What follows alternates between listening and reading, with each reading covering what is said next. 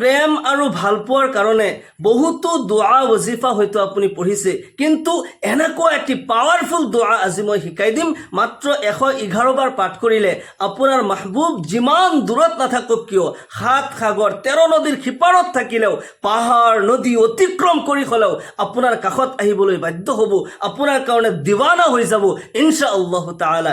এই আমলটি বিশেষকৈ স্বামী স্ত্ৰীৰ কাৰণে।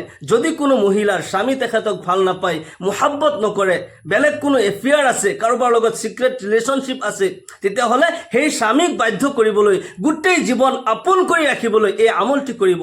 যদি কোনো পুৰুষৰ স্ত্ৰী অবাধ্য হয়, কথা নুশুনে অথবা এৰি থৈ গুচি গৈছে, ল'ৰা ছোৱালী থৈ, আজিকালি ইয়াত ট্ৰেণ্ডিঙত চলিছে, ছ'চিয়েল মিডিয়া চাবই নোৱাৰি, আজিও বোলে অমুক ঠাইত 2 সন্তানৰ মাতৃ পলাই গ'ল, 3 সন্তানৰ মাতৃ পলাই গ'ল।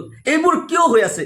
2 মিনিটৰ শান্তিৰ কাৰণে কাৰোবাৰ মিথ্যা প্ৰলোভনত পৰি কেইবাটাও লাইফ বৰবাদ কৰি দিছে। মনত ৰাখিব, যিসকল ল'ৰা ছোৱালী মা বাবা জীৱিত থকাৰ পিছতো লাৱাৰিছৰ জীৱন অতিবাহিত কৰিছে, তেওঁলোকৰ অভিশাপত আপোনাৰ জীৱন ধ্বংস হৈ যাব। হয়তো আপোনাৰ জীৱনত টকা পইচাৰ বৰষুণ হ'ব পাৰে, কিন্তু কেতিয়াবা এনেকুৱা এটা সময় আহিব, এক টোপাল, এক বিন্দু শান্তিৰ কাৰণে আপুনি হাহাকাৰ কৰিব, জীৱন জ্বলি পুৰি চাৰখাৰ হৈ যাব। নাউজুবিল্লাহ, খবৰদাৰ, এনেকুৱা ভুল কোনেও নকৰিব। স্বামী স্ত্ৰীৰ যিটো বন্ধন জান্নাতি বন্ধন হয়, আল্লাহ তাআলাই এই বন্ধন জান্নাতত সজাই দিছে। স্বামী স্ত্ৰী যেতিয়া ইজনে সিজনক ভাল পায়, মুহাব্বত কৰে, আল্লাহ তাআলা তেওঁলোকৰ প্ৰতি ৰাজি খুশি হৈ যায়। স্বামী স্ত্ৰীৰ মাজত যদি কোনো বিচ্ছেদ হয়, তেওঁলোকৰ মাজত মনোমালিন্য হয়, আল্লাহ তাআলা নাৰাজ হৈ যায়। স্বামী স্ত্ৰী ইজন সিজনৰ মুহাব্বত হাসিল কৰিবলৈ এই আমলটি কৰিব। কোনো নাজাইজ উদ্দেশ্য লৈ এই আমল আপুনি এপ্লাই নকৰিব। কোনোবা ছোৱালীক দেখা পাইছে, ভাল লাগিল, সেই ছোৱালীক পটাবলৈ যদি আপুনি এই আমল কৰে, তাতে আপোনাৰ ক্ষতি হ'ব। আজিকালি যিটো যুৱক যুৱতীৰ মাজত যিটো প্ৰেম, এইটো আচলতে প্ৰেম নহয়, এইটো এটা এট্ৰেকশ্যন হয়, নফসানী খাহিচাত বুলি ক'ব পাৰি। মনত ৰাখিব, হ'ব পাৰে আজিৰ পূৰ্বে এই কথা আপোনাক কোনেও কোৱা নাই। মনত ৰাখিব, গোটেই জীৱন প্ৰেম হয় আত্মাৰ পৰা, আৰু আত্মাৰ মিলন হয় আত্মাৰ জগতত, ৰুহে জগতত। সহিহুল বুখাৰীৰ ৰিৱায়াত হয়, হযরত আয়েশা সিদ্দিকা রাদিয়াল্লাহু আনহার পরা বর্ণিত সহিহ বুখারীর 3336 নম্বর হাদিস হয়। عن عائشة رضي الله عنها قالت سمعت النبي صلى الله عليه وسلم يقول الأرواح جنود مجندة فما تعارف منها اختلف وما تناكر منها اختلف أو كما قال صلى الله تعالى عليه وسلم। আল্লাহ তাআলাই আমাক সকলোকে সৃষ্টি কৰি, আমাৰ আত্মা যেতিয়া সৃষ্টি কৰিছিল, সকলো আত্মা এক জগতত ৰাখিছিল। একদিনতেই সকলো ৰুহ, সকলো আত্মা একদিনতে সৃষ্টি কৰিছে। আৰু য'ত আমাক ৰাখিছিল সেই ঠাইৰ নাম হৈছে আলমে আৰৱাহ, আত্মাৰ জগত। নবী সাল্লাল্লাহু আলাইহি ওয়াসাল্লাম ইৰশাদ কৰে, আল আৰৱাহু জুনুদুম মুজান্নাদা। সকলো ৰুহ, সকলো আত্মা গ্ৰুপ ছিষ্টেম আছিল, তেওঁলোক পাৰ্টি পাৰ্টি, এটা এটা টিম ছিষ্টেম আছিল। জুনুদ, জুনদুনৰ বহু বচন, ইয়াৰ অৰ্থ হৈছে লস্কৰ। লস্কৰৰ এটা এটা টিম থাকে, এটা এটা গ্ৰুপ থাকে।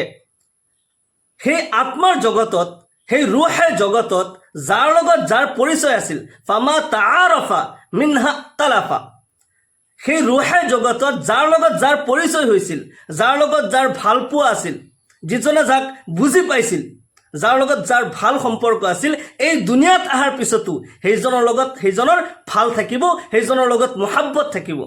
আৰু যাৰ লগত মিলা নাই, অমিল আছিল, সেই জগততেই দুনিয়াত অহাৰ পিছতো তাৰ লগত অমিল হ'ব, তাৰ লগত কোনো কাৰণতে মিল নহয়।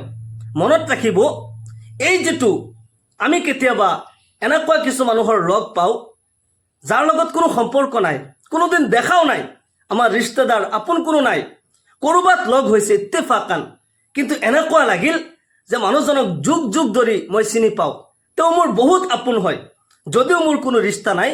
এনেকুৱা লাগিল যে মানুহজন মোৰ বহুত চিনাকি হয়, বহুত কাষৰ হয়। তাৰ মানে এয়া আপোনাৰ আত্মাৰ মাত হয়, আত্মাই মাত লগাইছে, আত্মাৰ এটা সম্পৰ্ক আছে। এইটো কোনো এট্ৰেকশ্যন নহয় যে কাৰোবাৰ ৰূপ দেখা পায়, কোনো ছোৱালীক লগ পাইছে, দেখাত ধুনীয়া, ফেচ কাটিং ভাল।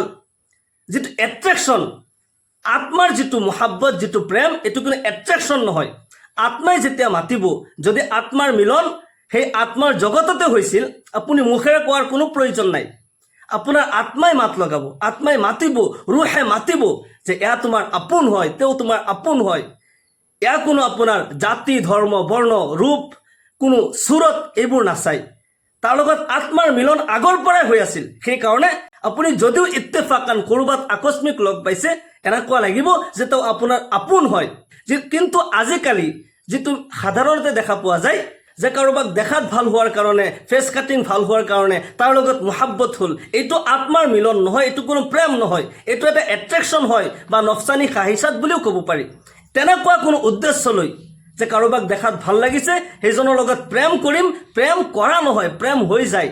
আৰু প্ৰেম হয় আত্মাৰ মিলনৰ পৰা। আত্মাৰ মিলন যদি আগতে হৈ গৈছে, কোনো নাজাইজ উদ্দেশ্য লৈ কাৰোবাৰ ছোৱালী পটাবলৈ, কোনো বেগাৰা পুৰুষ পটাবলৈ এই আমল আপুনি এপ্লাই নকৰিব, তাতে আপোনাৰ ক্ষতি হ'ব পাৰে। অকল জায়েজ মোহাব্বত হাসিল কৰিবলৈ এই আমল আপুনি কৰিব। স্বামীয়ে স্ত্ৰীৰ কাৰণে এই আমল কৰিব পাৰে, অথবা স্ত্ৰীয়ে স্বামীৰ মোহাব্বত হাসিল কৰিবলৈ, গোটেই জীৱন আপোন কৰি ৰাখিবলৈ এই আমলটি কৰিব। এই আমল আপুনি যিকোনো সময়ত কৰিব পাৰে, দিন কিংবা তো ৰাতি, যিকোনো সময়ত কৰিব পাৰে। কিন্তু বেষ্ট সময় হৈছে আপুনি তাহাজ্জুদৰ সময়ত এই আমলটি কৰিব।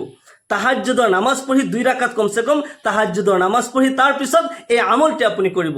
এই আমল কৰাৰ পূৰ্বে অৱশ্যই আপুনি নিয়মটো বুজিব লাগিব যে আমলখিনি যেতিয়া কৰিব তাৰ আগতেই যাৰ মোহাব্বত হাসিল কৰিব বিচাৰিছে তাৰ নাম, তাৰ মাকৰ নাম এটা কাগজত লিখি আপোনাৰ লগত ৰাখিব। ইয়াৰ পিছত আপুনি সুন্দৰকৈ অজু কৰি 2 ৰাকাত আপুনি তাহাজ্জুদৰ নামাজ পঢ়িব। কমসে কম 2 ৰাকাত তাহাজ্জুদৰ নামাজ পঢ়িব। আৰু যদি তাহাজ্জুদৰ সময়ত অসুবিধা হয়, অন্য যিকোনো সময়ত পঢ়িব। খালি মকৰুহ সময়খিনি বাদ দি সূৰ্য উদয় হোৱাৰ সময়ত, সূৰ্য অস্ত যোৱাৰ সময়ত, ঠিক দুপৰীয়াৰ সময়ত, বা ফজৰৰ ফৰজ নামাজৰ পিছৰ পৰা সূৰ্য উদয় হোৱাৰ আগলৈকে, বা আসৰৰ ফৰজ নামাজৰ পিছৰ পৰা সূৰ্য অস্ত যোৱাৰ আগলৈকে, এই 5টা সময় নামাজ পঢ়া মকৰুহ হয়। এই সময়ত এই আমল নকৰিব। তাৰ বাহিৰে অন্য যিকোনো সময়ত যদি আপুনি আমলটি কৰে, কমসে কম 2 ৰাকাত সালাতুল হাজতৰ নামাজ আপুনি পঢ়ি ল'ব। সালাতুল হাজত নামাজৰ নিয়ত এনেকৈ কৰিব: নাৱাইতু আন উছল্লি লিল্লাহি তাআলা রাকাতাই সালাতিল হাজা নাফলি মুতাওয়াজ্জিহান ইলা জিহাতিল কাবাতিশ শরীফাতি আল্লাহু আকবার। নিজৰ ভাষাত ক'লে, মই আল্লাহৰ ওয়াস্তে সালাতুল হাজতৰ 2 ৰাকাত নফল নামাজ পঢ়ি আছো, আল্লাহু আকবাৰ। এনেকৈ নিয়ত কৰিব। উদ্দেশ্যটো মনত ৰাখিব। আপোনাৰ যি উদ্দেশ্য হয় সেয়া আপোনাৰ মনত থাকিব। আৰু এনেকৈ নিয়ত কৰি যিকোনো সূৰা দি আপুনি 2 ৰাকাত নামাজ পঢ়িব। আৰু নামাজৰ পিছত সালাতুল হাজতৰ এটা দোয়া আছে, সেই দোয়াটিও পঢ়িব পাৰে। যদি নাজানে কোনো কথা নাই, দোয়াটি মই কৈছো: লা ইলাহা ইল্লাল্লাহুল হালিমুল কারীম সুবহানাল্লাহি রাব্বিল আরশিল আযীম আলহামদুলিল্লাহি রাব্বিল আলামিন আসআলুকা মুজিবাতি রাহমাতিক ওয়া আযাইমা মাগফিরাতিক ওয়াল গনিমাতা মিন কুল্লি বিররি ওয়াস সালামাতা মিন কুল্লি ইসম লা তাদা লানা যামবান ইল্লা গফারতা ولا هما إلا فرجته ولا دينا إلا قضيته ولا مرضا إلا شفيته ولا حاجة من حوائج الدنيا هي لك رضا إلا قضيتها يا أرحم الراحمين।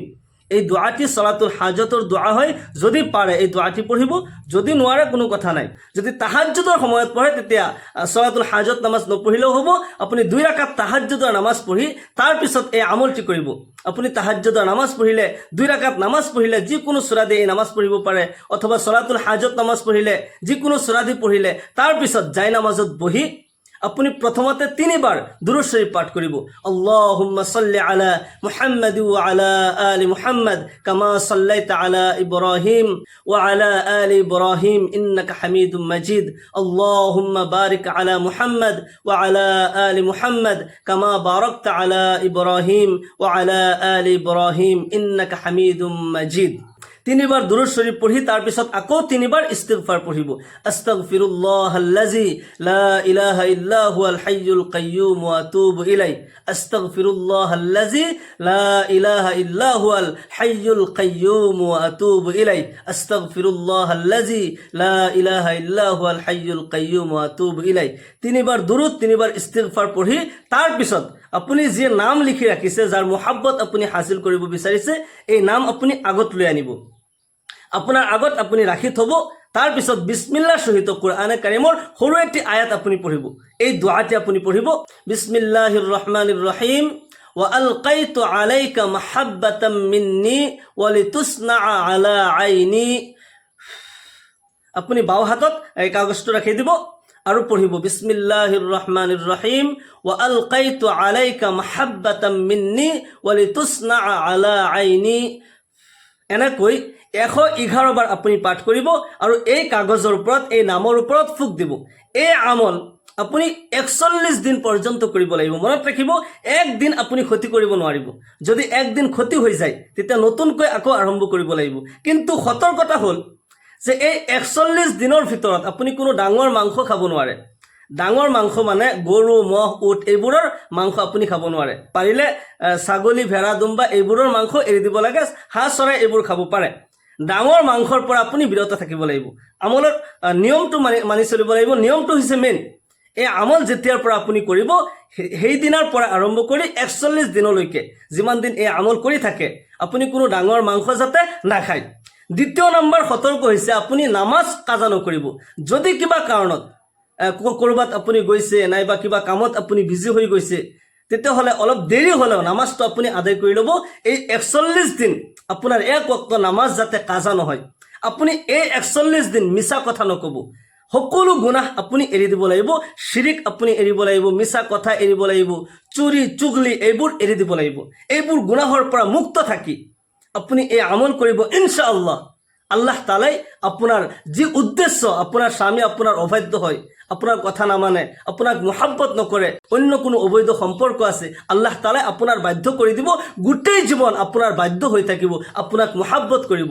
আপোনাৰ স্ত্ৰী যদি আপোনাক থৈ গুচি গৈছে, আপোনাৰ স্ত্ৰীক আপুনি উভতাই আনিব বিচাৰিছে, আল্লাহ তাআলাই এই আমলৰ বৰকতত আপোনাৰ স্ত্ৰীক আপোনাৰ কাষত আল্লাহ তাআলাই আনি দিব। গোটেই জীৱন আপোনাৰ বাধ্য হৈ যাব। এই আমলটি সকলোৱে কৰিব পাৰে। স্বামীয়েও কৰিব পাৰে অথবা স্ত্ৰীয়েও কৰিব পাৰে। কিন্তু কোনো নাজাইজ উদ্দেশ্যলৈ, কাৰোবাৰ ছোৱালী পটাবলৈ, কাৰোবাৰ বিবি পটাবলৈ এনেকুৱা আমল যদি কৰে তেতিয়াহ'লে আপোনাৰ তাতে ক্ষতি হ'ব, আল্লাহ তাআলাৰ গজব আহিব। হ'ব পাৰে বিপৰীত হৈ যাব, আপুনি দিৱানা হৈ যাব, তেওঁ আপোনাৰ অবাধ্য হ'ব। তেনেকুৱা কোনো নাজাইজ উদ্দেশ্যলৈ এই আমল যাতে কোনো নকৰে। আল্লাহ তাআলাই সকলোৰে সংসাৰত আল্লাহ তাআলাই সুখ শান্তি দান কৰক, ইহকাল পৰকালৰ সকলো কল্যাণ দান কৰক, সকলোকে দিনৰ সহি সমজ দান কৰক। সকলোকে আল্লাহুম্মা আমিন। ওয়া আখিৰু দাওয়ানা আনিল হামদুলিল্লাহি ৰাব্বিল আলামিন। আসসালামু আলাইকুম ওয়া ৰাহমাতুল্লাহি ওয়া বাৰাকাতুহু।